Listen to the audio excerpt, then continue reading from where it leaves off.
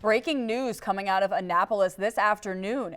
Governor Wes Moore has signed the first bill coming out of the 2026 legislative session with major consequences for local law enforcement. WMDT's Haley Ray joins us live in the studio. Haley, what can you tell us about this bill?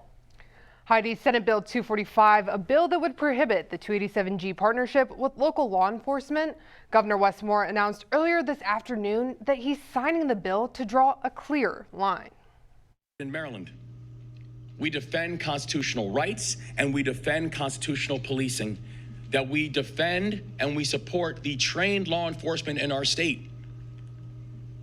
And we will not allow them to be deputized by agencies that do not hold the same standards. On Tuesday, Governor Wes Moore applauded the House and Senate for introducing legislation that would prohibit immigration and customs enforcement partnerships with local law enforcement. The bill, awaiting the governor's signature for a little over a week, was the first bill signed into law this session. We will not allow untrained, unqualified, and unaccountable agents to deputize our brave local law enforcement officers, because Maryland is a community of immigrants.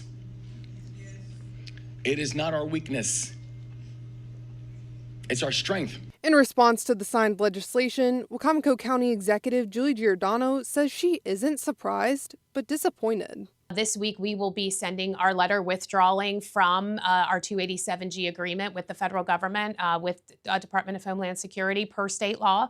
I will tell you that the fight is not over. Wacomico County is the only county in Maryland that entered into a 287G agreement after the bill was introduced into the 2026 legislative session. We will work with our federal partners, as I said, as best we can.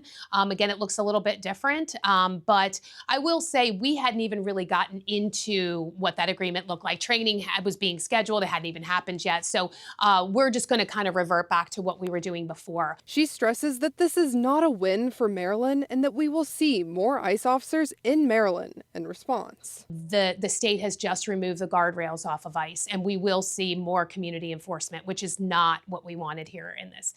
And we tried to press this. And I think that they really did not think this through. ICE is still going to be operating in the state of Maryland, and now they have every reason to be out on the streets here. Giordano says they are looking into the legality of the bill as well as the supremacy clause to make sure it's constitutional. In a statement obtained by WMDT, Giordano said, quote, "While we will comply with state law, our compliance must not be mistaken for agreement, acceptance, or support. We fundamentally oppose the state's decision and believe it places political priorities ahead of the practical safety needs of Maryland communities," end quote. Live in studio, I'm Haley Ray, WMDT, because local matters. Thank you, Haley. And this bill will be effective immediately in Maryland.